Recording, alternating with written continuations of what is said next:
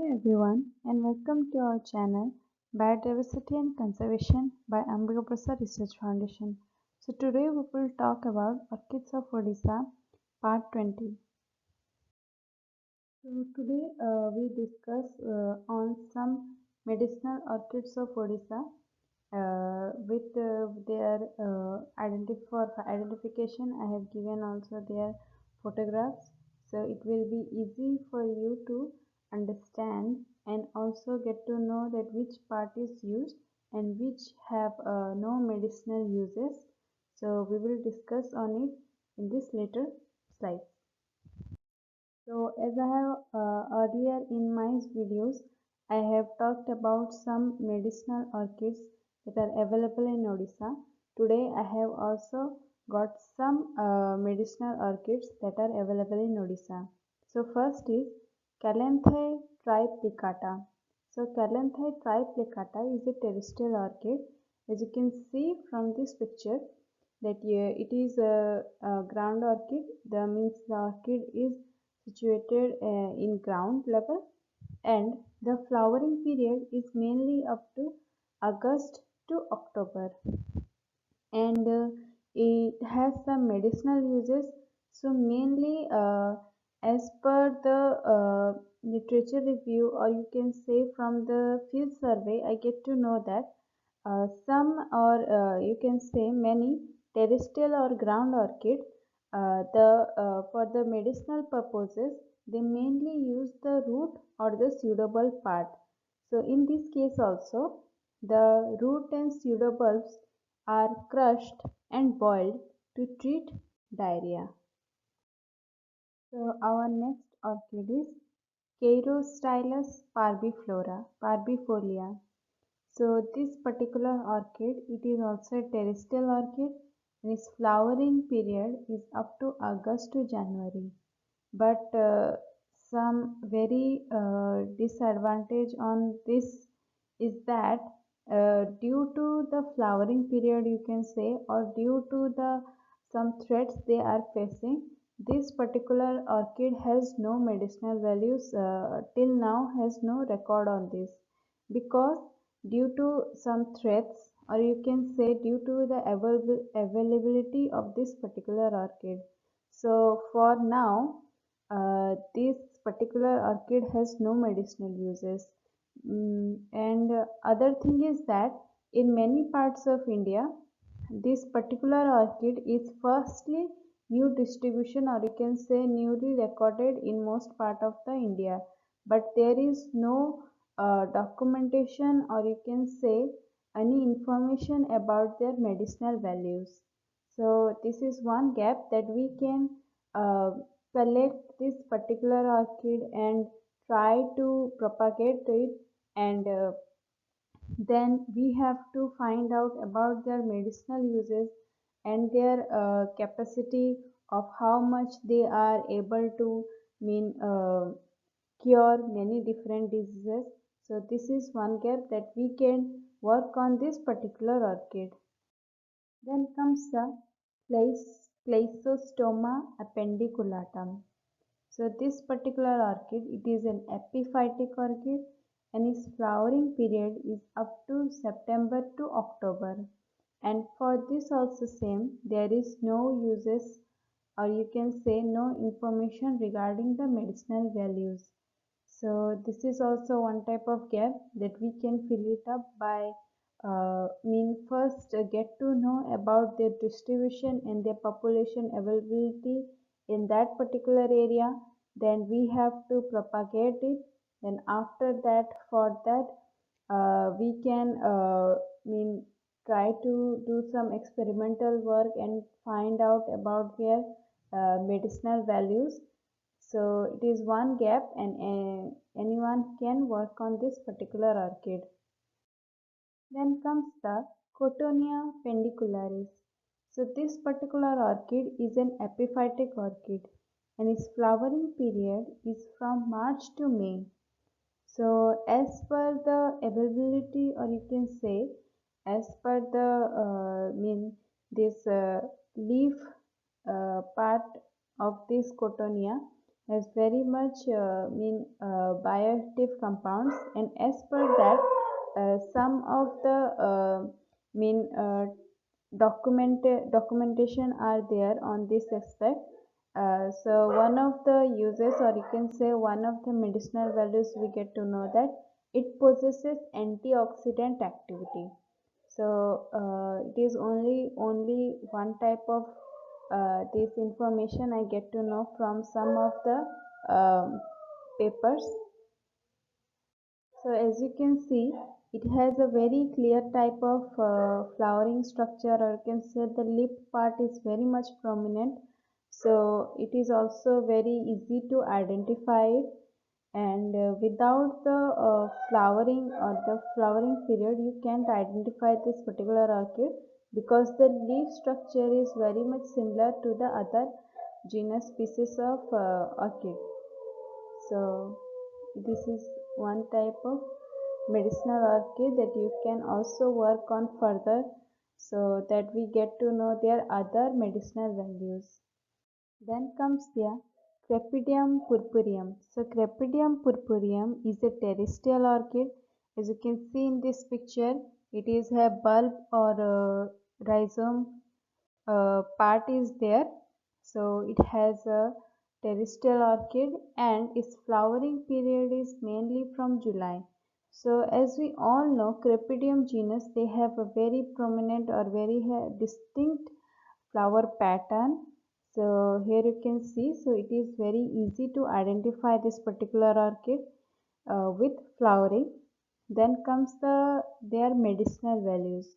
So as per the some documentation or from the literature aspects, I get to know that the suitable part is mainly used to treat the general debility. So first, the decoction of pseudobulb is used to treat general debility. Means that if you after the illness you will feel very down or very mean not feeling good, and you have lost some of the energy. So for that you will uh, take this decoction, means take the pseudobulb of Crepidium purpureum, so that it will be enhance your energy. So it is one type of the medicinal values we get to know. Then comes to our Crepidium resupinatum. So Crepidium resupinatum, it is also a terrestrial orchid, and its flowering is up to June to August. As I have told earlier, that Crepidium genus has a very prominent type of the flowering structure. It also differentiates from their color to color. So as you can see in this, that it has a red in color. Then comes to their medicinal values. So from some specific webs, I get to know that it possesses anti-inflammation and antioxidant activity. So here I have written over the link below, where I get to know their medicinal values from this link, but I have not got any prominent, or you can say any brief on their medicinal values from any paper. I didn't get, so I only get from this website. So this is their medicinal values. Then comes to our Cymbidium bicolor. So Cymbidium bicolor, it is an epiphytic orchid, and its flowering period is from February to March. So as per survey work, I can only say that Crepidium, as in aloifolium, I have seen only that in the water bodies areas, mean where there is a perennial stream or any water bodies is there, this Cymbidium aloifolium we will see very frequent in that particular place. So till now I didn't get any Cymbidium bicolor, but it is also get to know that from the literature aspect, that it is also one type of the indicator of the water bodies areas. So, and the other thing is that medicinal values of this particular orchid, the leaf part is mainly used. So the leaf paste is applied to treat fever and boils. Then comes to our Cymbidium macrorhizum. So Cymbidium macrorhizum, as you can see in this picture, it has no leaf or any type of it is there. So it is also one type of a saprophytic orchid. So in Odisha, there are two type of saprophytic orchid. One is Epiposium roseum and another one is Cymbidium macrorhizum. So for this, the flowering period is up to June to August, and for that, the medicinal values it is used to treat boils. So again, I am telling that this particular orchid is a saprophytic orchid, and because of that, we have not got any literature documentation on this orchid for their medicinal values. So for these medicinal uses that I have given in here, so that I have collected it from some of the websites, but I didn't get any literature documentation on this particular orchid. Then comes to our Dendrobium ammonium. So Dendrobium ammonium, it is an epiphytic orchid and its flowering period is up to May to June.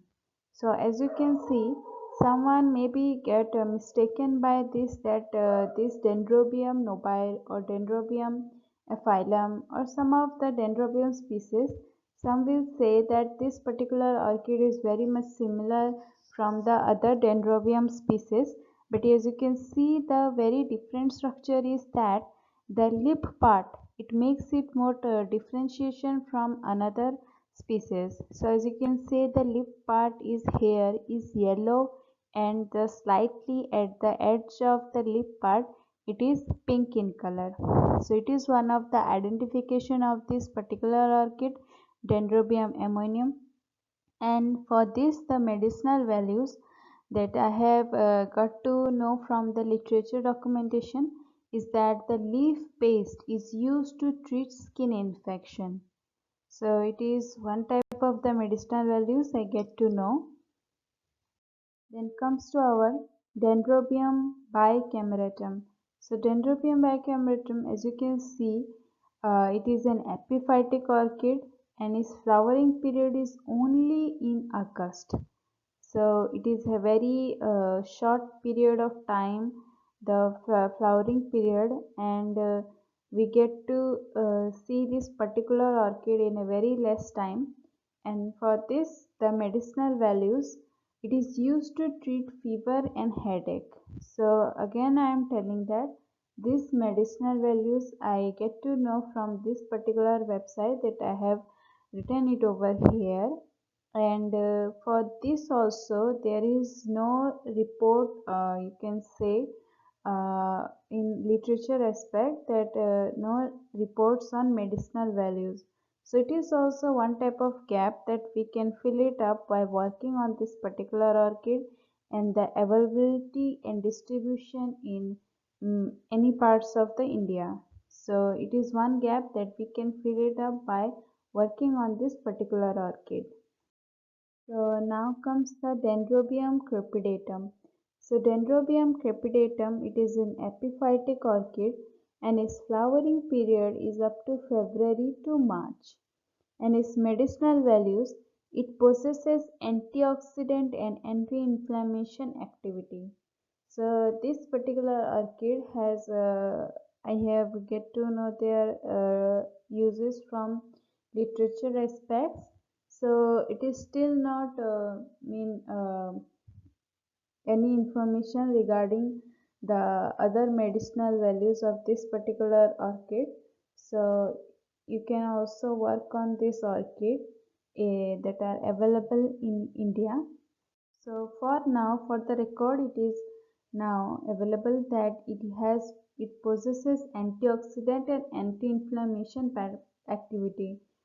So you can work on this. So thank you for watching. Hope you will like this video and keep subscribing to our channel so you will get notification for our upcoming videos. So thank you.